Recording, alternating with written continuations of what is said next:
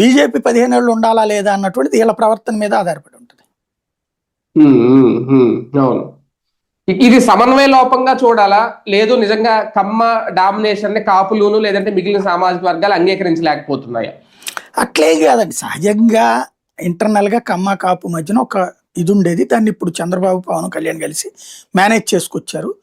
ఇక కాస్త కాస్త అసంతృప్తి వస్తూ ఉంటుంది. ఈ అసంతృప్తి పెరగకుండా చూసుకోవడం వాళ్ళ పార్టీల అధినాయకత్వం జాగ్రత్తగా చూసుకోవాలంతే. చూసుకోకపోతే నష్టపోతారు. అంటే ఇప్పుడు ఆదినారాయణ రెడ్డి గారు రేట్ చేశారు కాబట్టి ఇది ఏమన్నా రెడ్డి సామాజిక వర్గం కూటమిలో తిరుగుబాటు అని అనుకోవచ్చా?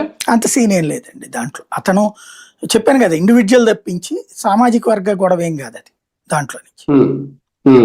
ఆల్రెడీ ఆయన్ని ఇదివరకు ఆయన్ని నెత్తిన పెట్టుకున్న వాళ్ళు ఇప్పుడు ఆయన్ని ట్రోల్ చేస్తున్నారు, ఆల్రెడీ స్టార్ట్ చేశారు. కానీ ఇలాంటివి వచ్చినప్పుడు చంద్రబాబు నాయుడు గారు అలర్ట్ అవ్వాల్సిన సందర్భం అనుకోవాలా సార్? ఆయనకి ఈ తల ఇప్పటికీ ఆయన తల నెరిసిపోయి రంగేస్తుంటారు ఆయన. ఆఫ్టర్ ఆల్ ఇది అరే ఎన్టీ రామారావు లాంటి వాడినే పక్క నుంచో పెట్టగలిగిన వీళ్ళంతా జుజుబీలు ఆయనకి.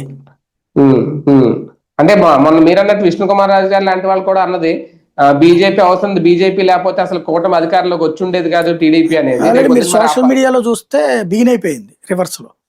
మీరెంత మీ బతికెంత ఆల్రెడీ ఇదివరకు 2 సీట్లు 82లో 83 టైం మేము